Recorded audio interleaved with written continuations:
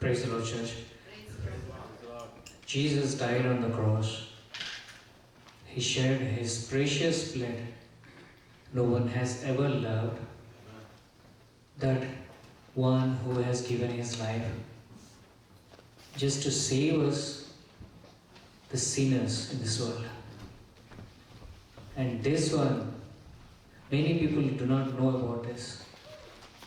But thank God, God will use us to bring them to His glory, because He don't want anyone to be away from Him.